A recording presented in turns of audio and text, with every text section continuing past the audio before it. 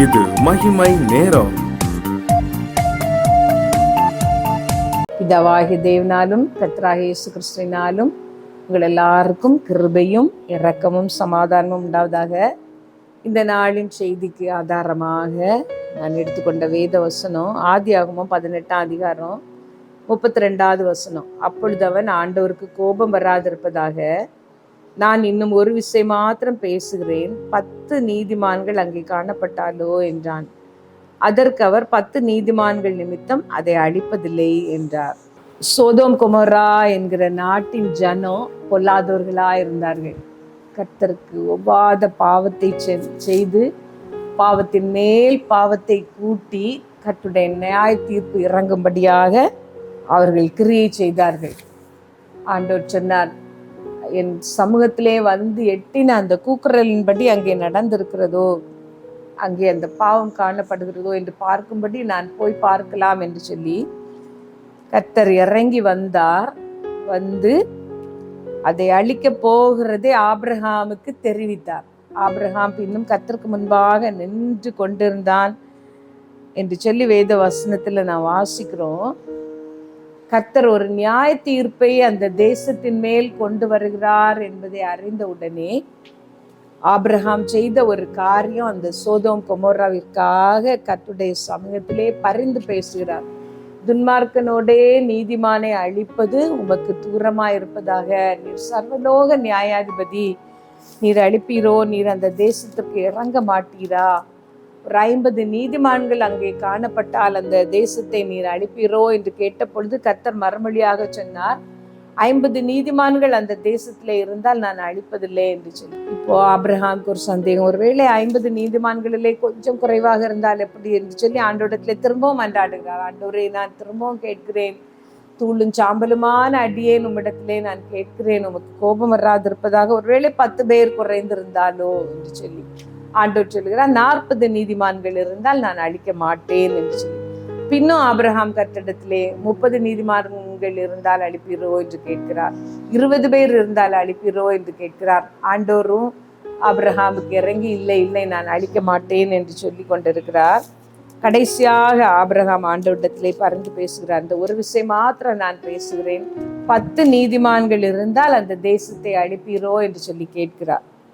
அப்போ ஆண்டவர் சொன்ன பதிலை தான் நாம் இன்றைக்கு வாசித்தோம். 10 பேர் இருந்தால் கூட நான் அழிக்க மாட்டேன் என்று சொல்லி.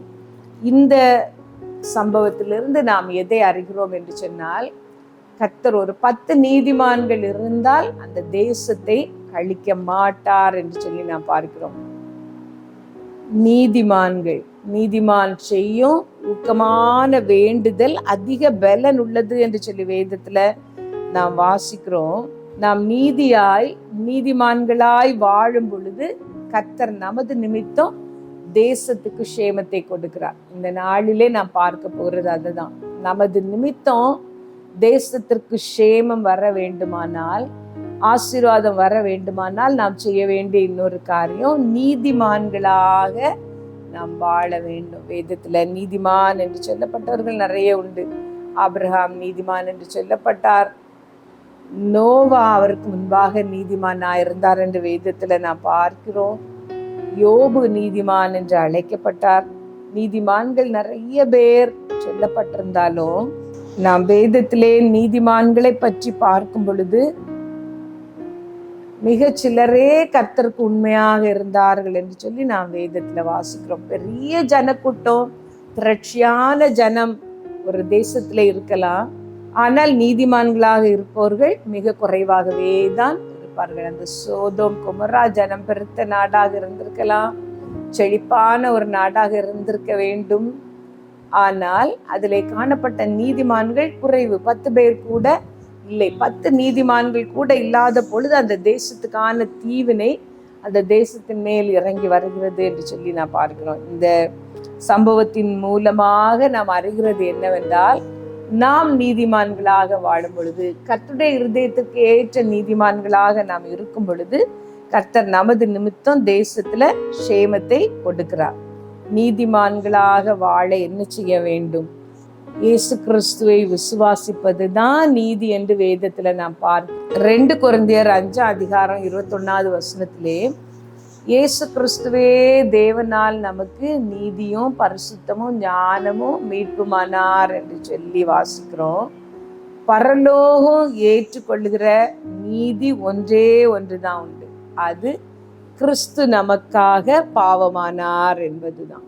நம்முடைய அக்கிரமங்களுக்கான தண்டனையை அவர் ஏற்றுக்கொண்டார், நம்முடைய மீறுதல்களுக்கான ஆக்கினை அவர் சிலுவையிலே சுமந்து தீர்த்தார் என்கிற நீதியை மட்டும்தான் பரலோகம் அங்கீகரிக்கும். அந்த நீதி நமக்கு சொந்தமாக நமக்குரியதாக மாற நாம் செய்ய வேண்டிய ஒரு காரியம். அவருடைய நாமத்தின் மேல் விசுவாசம் உள்ளவர்களாய் அவரை ஏற்றுக்கொண்டவர்கள் எத்தனை பேர்களோ அத்தனை பேர்களும் தேவனுடைய பிள்ளைகளாகும்படி அவர் அதிகாரம் கொடுத்திருக்கிறார். அந்த பரலோகம் ஏற்றுக்கொண்ட அந்த நீதி நமக்கே உரியதாக மாற வேண்டுமானால் இயேசு கிறிஸ்துவே நமது நீதியாக மாற வேண்டும். எப்படி இயேசு கிறிஸ்து நீதியாக நமக்கு நீதியாக மாற முடியும்? அவரை நாம் ஏற்றுக்கொள்ளும் பொழுது, அவரை நமக்கு எல்லாமாக ஏற்றுக்கொள்ளும் பொழுது, அவருடைய கல்வாரின் திரு ரத்தம் நம்முடைய சகல பாவங்களை நீக்கி ரட்சிக்க போதுமானது என்பதை அங்கீகரிக்கும் பொழுது அந்த நீதியை நாம் ஏற்றுக்கொள்கிறோம். இயேசு கிறிஸ்துவை நாம் ஏற்றுக்கொள்ளும் பொழுது அந்த நீதி நம்முடைய வாழ்க்கையிலே ஆரம்பமாகிறது. ஆனால் நாம் இன்னும் நீதிமான்களாக இன்னும் அவருடையவர்களாக நாம் மாற நமக்கு சில காரியங்கள் சொல்லப்பட்டிருக்கிறது. ஒரு 1 கொரிந்தியர் 6ஆம் அதிகாரம் 11வது வசனத்துல நாம் பார்க்கிறோம், இயேசு கிறிஸ்துவின் நாமத்தினாலும் கர்த்தருடைய ஆவியினாலும் நாம் நீதிமான்களாக்கப்படுகிறோம் என்று சொல்லி.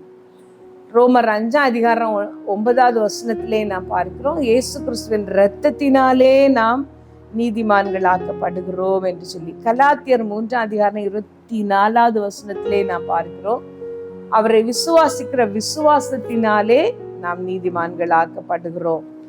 இந்த உலகத்திலே இயேசு கிறிஸ்துவை ஏற்றுக்கொண்ட எல்லாரும் நீதிமான்கள் ஆகிவிட்டாலும் பூரணராக்கப்பட்ட நீதிமான்களாக, ஆண்டவர் சொல்லுகிற நீதிமான்களாக நாம் மாறுவதற்கு நாம் செய்ய வேண்டிய காரியங்கள் உண்டு. அவருடைய ஆவியினாலே நாம் கழுவப்பட வேண்டும். இயேசு கிறிஸ்துவின் நாமத்தினாலே நாம் சுத்திகரிக்கப்பட வேண்டும். அனுதினமும் அவர் நம்மை சுத்திகரிக்க நம்மை ஒப்பு கொடுக்க வேண்டும். எபிரேயரிலே ஒரு வசனம் சொல்லியிருந்து, செத்த கிரியைகளற நம்முடைய மனசாட்சியை சுத்திகரிப்பது தெளிக்கப்படுகிற அவருடைய இரத்தம் என்று சொல்லி நாம் பார்க்கிறோம். அவருடைய இரத்தத்தினாலே நாம் புதிதும் பரிசுத்தமாக நாம் மாறிக்கொண்டே இருக்கும் பொழுது நீதிமான்களாக நாம் மாறுகிறோம். அப்படி நாம் நீதிமான்களாக மாறும் பொழுது நம்முடைய தேசம் நமது நிமித்தம் ஆசீர்வதிக்கப்படுகிறது. ரட்சிக்கப்பட்டோம் என்று சொல்லிவிட்டு எல்லா அநியாயங்களையும் அக்கிரமங்களையும் நாம் செய்தால் நம்மை நீதிமான்கள் என்று ஏற்றுக்கொள்ள முடியாது. கர்த்தருக்கு உகந்த ஒரு வாழ்க்கை, பரிசுத்தமான ஒரு வாழ்க்கை, அனுதினமும் அவருடைய நாமத்தினாலே அவருடைய இரத்தத்தினாலே கழுவப்படுகிற வாழ்க்கை நாம் வாழும் பொழுது ஆண்டவர் நம்மை பரிசுத்தவான்கள் ஆக்குகிறார், நீதிமான்கள் ஆக்குகிறார். நமது நிமித்தம் தேசத்துக்கு அவர் சேமத்தை தருகிறார். எங்கள் நல்ல தகப்பனே, இந்த நாளின் செய்தியை நாங்கள் கேட்டோம். எங்கள் எல்லாரையும் நீதிமான்களாக நீர் மாற்றோம். எங்கள் சுய பிரயாசத்தினால நாங்கள் நீதிமான்களாக முடியாது. நீரே எங்களை பரிசுத்தமாக்குகிறவர், நீரே எங்களை நீதிமான்கள் ஆக்குகிறவர், நீரே எங்களுக்காக மரித்தவர். எங்கள் எல்லாரையும் பரிசுத்தப்படுத்தி ஆசீர்வதியும். இயேசுவின் நாமத்தில் ஜெபிக்கிறோம் பிதாவே, ஆமென்.